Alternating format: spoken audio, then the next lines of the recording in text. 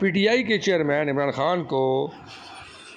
Relief دینے کا سلسلہ شروع ہو گیا۔ اسلام آباد ہائی کورٹ کے 2 رکنی بینچ نے طارق محمود جہانگیری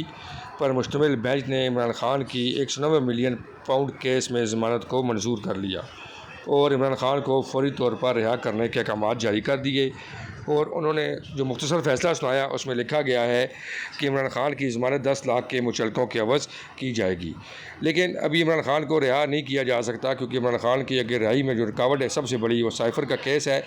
اس کے علاوہ جو عدت کا کیس ہے خاور منیکا کا، وہ بھی ابھی پینڈنگ ہے، اس کا فیصلہ بھی جلدی آ جائے گا، اور اس طرح عمران خان کی رہائی میں جو ایک بڑا کیس تھا 190 ملین پاؤنڈ کا، اس کو اسلام آباد کی ہائی کورٹ نے اس میں عمران خان کی ضمانت کو منظور کر لیا، اور جج صاحب نے کہا کہ ناقابل تردید شواہد جو ہے وہ پیش نہیں کر سکے، جس کے باعث عمران خان کو اس کیس سے باضابطہ طور پر بری کیا جاتا ہے۔ اور اب پی ٹی آئی کے لیے جو ریلیف کا سلسلہ ہے وہ شروع ہو چکا ہے۔ عمران خان کی اندرونی خانہ جو ڈیل کی جو خبریں تھیں، جو افواہیں تھیں، اب ان کو کافی حد تک سچ مانا جا رہا ہے کہ اب جو ہے عدالتوں کا جھکاؤ عمران خان کی طرف ہو گیا ہے اور ان کو آہستہ آہستہ ریلیف دیا جا رہا ہے۔ 190 ملین پاؤنڈ ایک بہت عام کیس تھا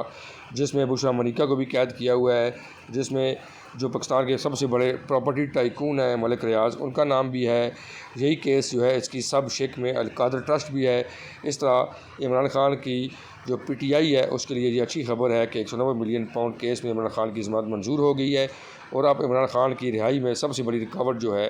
وہ ان کا جو سائفر کا کیس ہے جس میں شاہ محمود قریشی کو بھی